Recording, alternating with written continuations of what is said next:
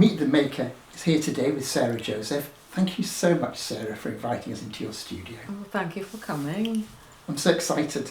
I just love your work so much. Can you tell me something about your history, of how you came to develop this style? Because it really is so unique.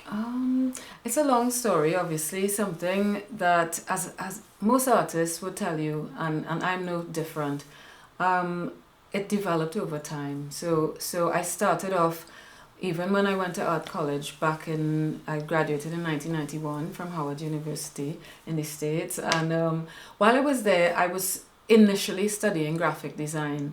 After a while, close to halfway through, I decided, you know what, I didn't want to be told what to do. I didn't want to go into a commercial artist type of thing.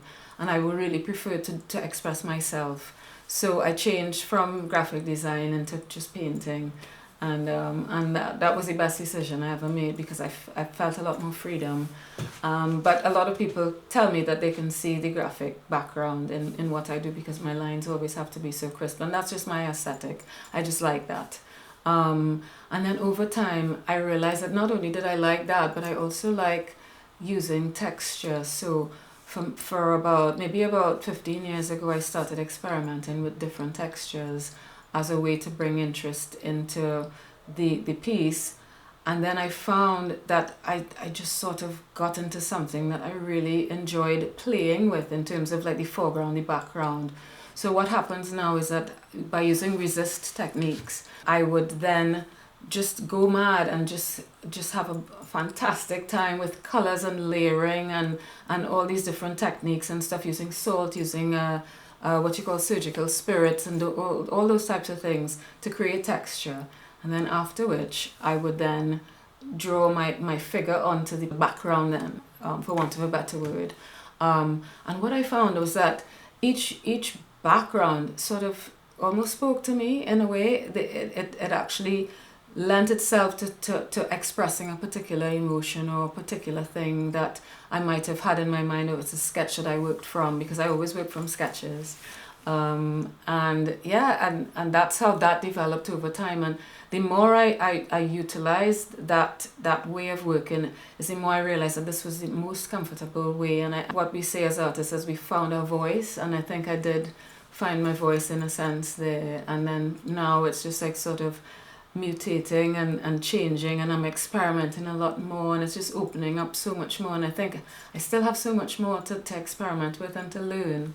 So most of your art is figures? Yes. Are these always inspired by people you know, or are they sometimes abstract ideas? It's often abstract ideas, which I would then sort of rope in my daughter or my son to model for me, because I would have a specific idea. Even my husband, poor fella, he's been roped in on a number of occasions to sort of pose for me, because I would have an idea, I want the hand like this. So, and my daughter did ballet, so it was really nice, because she would have all these very elegant ways that I can sort of manipulate her body, but my husband was not the same. So it was quite funny. It's quite funny sometimes, but I paint from a position of a lot of emotion. I often process what I'm going through emotionally with my work, and I think that's similar for many other artists as well. But how I do it is that I think that the human body is such a beautiful medium of expression. Without words, you can actually say so much, and that is what I try to do with the positions that I sort of use my models in. To sort of convey whatever emotion that I was trying to express. Your pictures often have a huge instant impact, and it's the sense of colour that you have. How did you develop that sense of colour? I can't take all the credit for the colour. Obviously colour theory in when I went to university was one of my favourite courses. However, growing up in the Caribbean, the light is very, very different to the light we have here. And the colours, everybody always says that, you come to the Caribbean and everything is so bright and vibrant, and it's true, because we do have, lots of vibrant colours all throughout the year, and it just hits you. So therefore it's part of me as an artist, as a Trinidadian artist, that sort of sense of colour and that love for colour and that love for sort of experimenting with it and seeing how far I can push things colour-wise. So you began developing your art to begin with in Trinidad. Yes. How is it different painting there compared to now living in England and painting here with our grey-leaden skies and 9 months of rain and mist?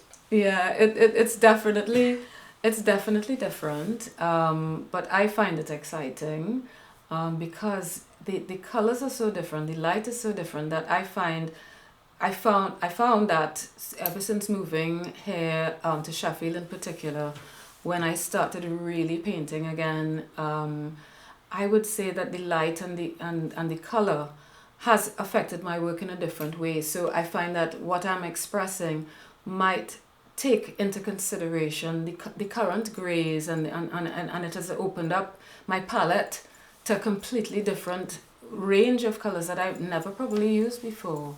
And I find it quite exciting. I did a piece called Winter's Dance where, it's normally lots of greys, lots of dark blues and blacks and stuff, but there's a tangerine that comes through on a sunrise and that I happened to catch.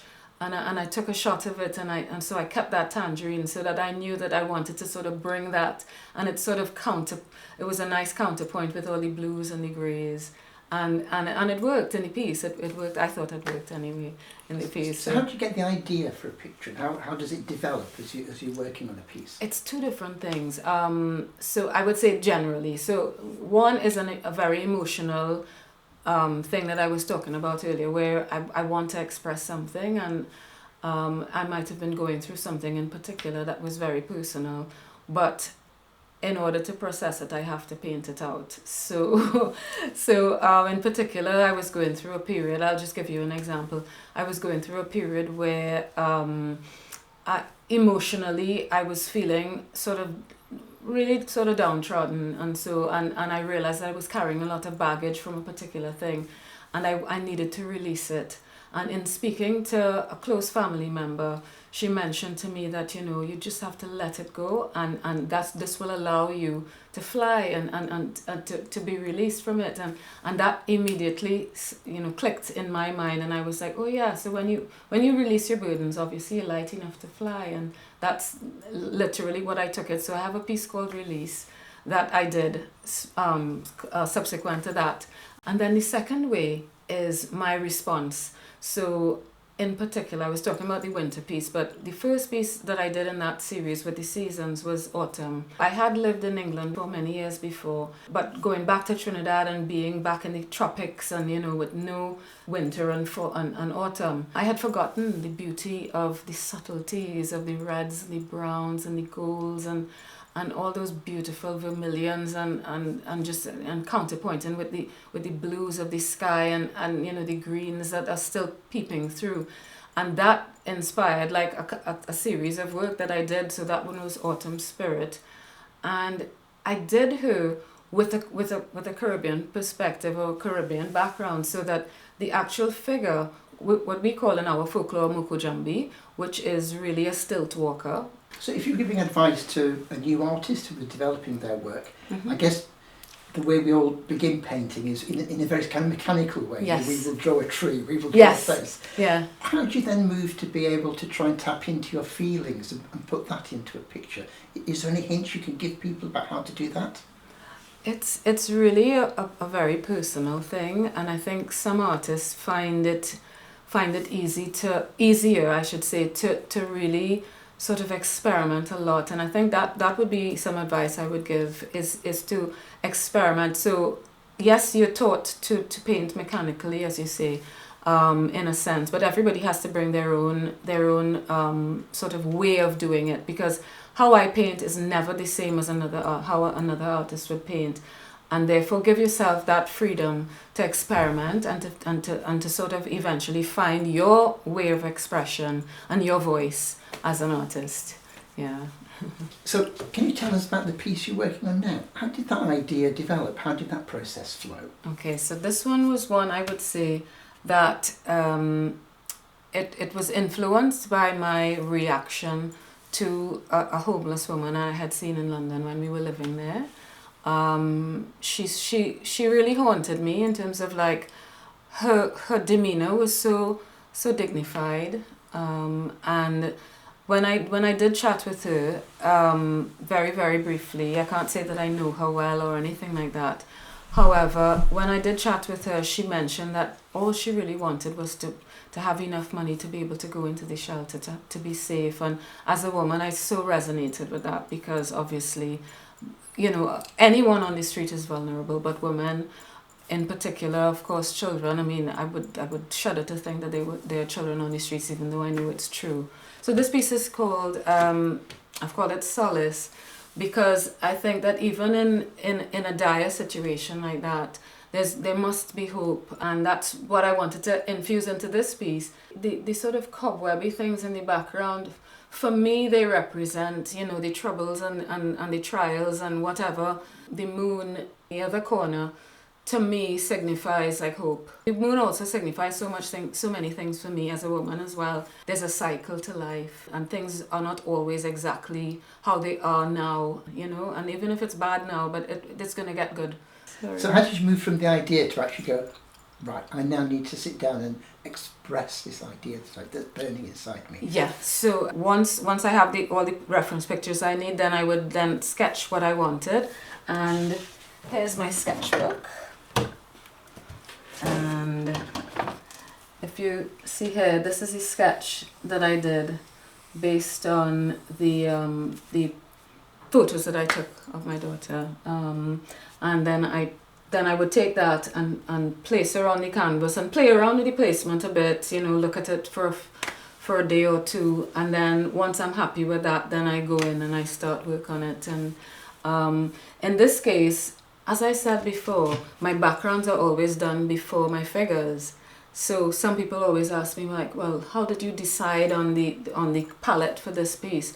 But it decided itself basically. It was literally just a background of blues, greys, blacks, with a tiny bit of gold, because I wanted it to have the solemnity, you know, almost of what I was trying to bring across. I didn't want the louder colours in this piece. So do you deliberately restrict your palette? You say, right, for this painting, I'm just going to use yes, these colours. yes. I wanted to restrict my palettes purposely for this one. Yeah.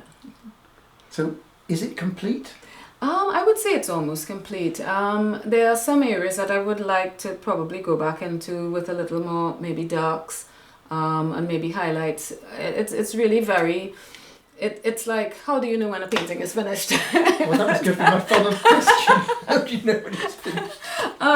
When I think that the mark that I put down, the last mark that I put down, it's neither here nor there, and that's when I know a painting is done. That's a great way to end this conversation. Thank you so much, Sarah. I just love speaking with you, and I just so adore your work. It's Thank beautiful. you so much. Thank you so much for coming. You're welcome. Okay.